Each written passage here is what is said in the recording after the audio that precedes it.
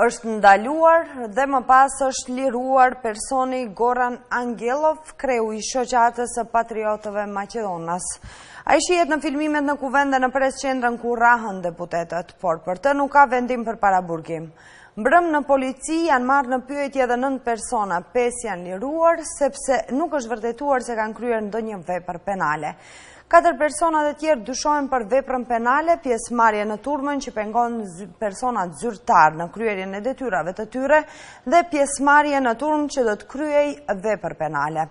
Pritet të merren në pyetje edhe deputetët që u rrahen, por ende nuk ka asnjë njoftim nëse është ngritur ndonjë procedurë për të vërtetuar përgjegjësinë e mos ndërhyrjes në kohë të policisë më 27 prill. Pas disa orëve marrje në pyetje, udhëheqësi i shoqatës së patriotëve Maqedonas Çoseto Goran Angelov është liruar nga stacioni policor në Kiselavot të Shkupit. Angelov u mor në pyetje për të folur për pjesëmarrjen e tij në dhunën në Kuvendin e Maqedonisë më 27 prill, por megjithse duket në filmime të shumta të ngjarjes, nga Ministria e Punëve të Brendshme thonë se Angelov nuk është në asnjë prej grupeve të identifikuara për dhunën në kuvend, për të cilën policia ka lëshuar padi. Sa po morën vesh marrjen në polici të kryetarit të tyre, para stacionit policor u mblodhën antarët e shoqatës që kërkuan lirimin e menjëhershëm të tij. Pas 27 prillit, Angelov kërkoi nga presidenti Ivanov amnisti për të gjithë ata që morën pjesë në dhunën në kuvend, duke justifikuar veprimet e tyre me patriotizëm. Ministria e Punëve të Brendshme ndërkohë ka identifikuar edhe 4 persona të tjerë që kanë marrë pjesë në dhunën e shenjtës së kaluar.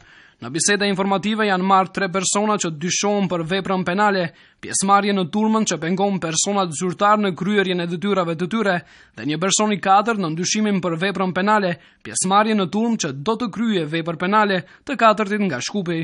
Nga SBB Shkup thonë se në bashkëpunim me prokurorinë publike, po ndërmarrin të gjitha aktivitetet për të identifikuar të gjitha ata që morën pjesë në dhunën në kuvend.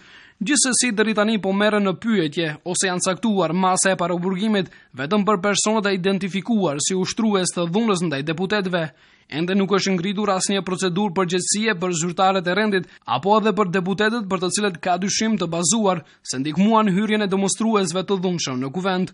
Prokuroria ka dërguar ftesa ndërkohë tek deputetët që pësuan nga dhuna 27 prillit.